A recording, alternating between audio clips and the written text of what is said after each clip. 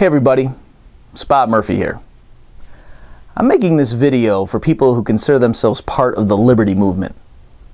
Now, we all have specific names for ourselves. Some people might use the term libertarian. Some people might say voluntarist. Some people might say anarcho-capitalist. Or maybe you just call yourself a constitutionalist. That, hey, you know, Ron Paul got me into this stuff and now I'm really waking up to what's going on. But for the kind of person I have in mind for this video, the element we all have in common is that we know that there's something structurally, systematically wrong. So it's not just that, you know, I really think the Fed should slow down its rate of asset purchases, maybe even start reducing its balance sheet. I think that would be optimal for GDP growth and employment growth from now on.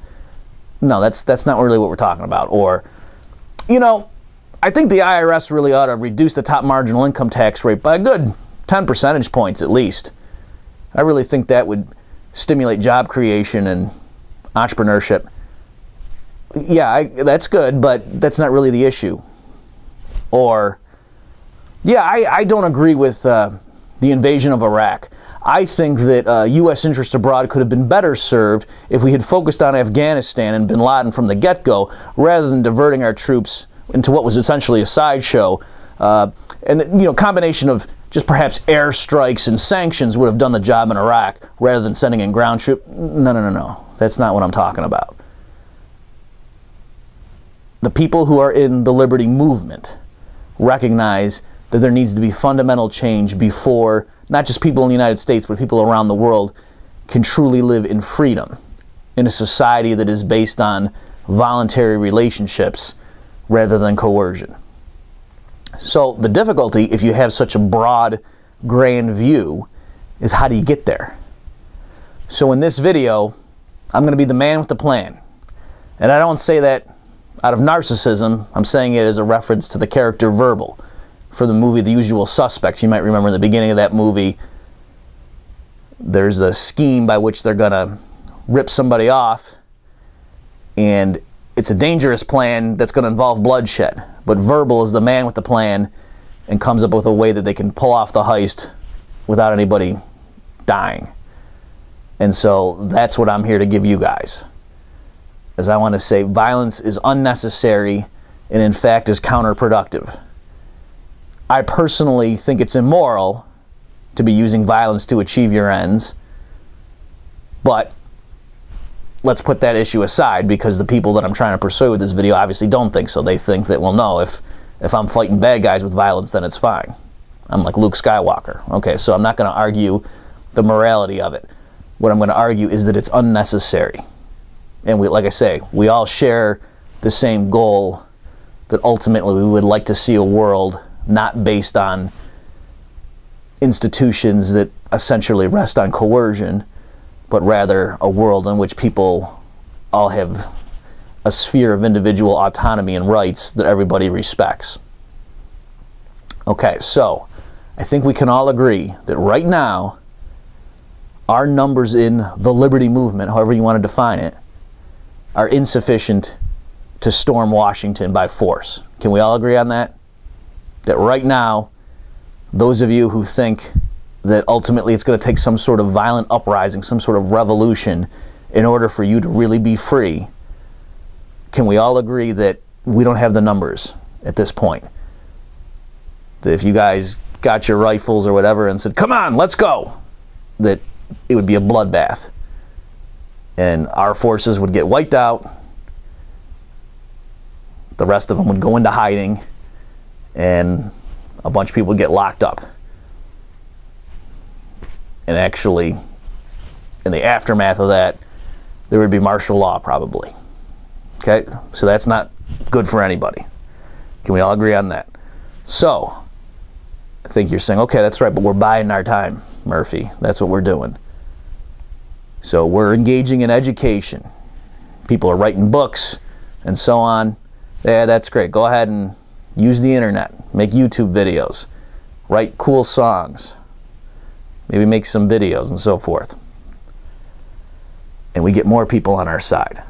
And that's a double whammy. The more people who join us, of course, the stronger we get, but then the weaker the state gets, right? Because now There's not as many people willing to call the cops when they see their neighbors engaging in so-called victimless crimes. Okay, so it gets harder for the government to exercise its reign over people if more and more citizens actually are only going along with it out of fear of the consequences, not because they actually believe in the system. Okay. So we do that, let's say we do that for 20, 25 more years. And then at some point, the leaders of the liberty movement look around and they say, you know what? We've got the numbers now. We can do it. It's going to be bloody, don't get me wrong. It's going to be a long, hard fight. But at this point, we've got enough people on our side that I think we can win this thing.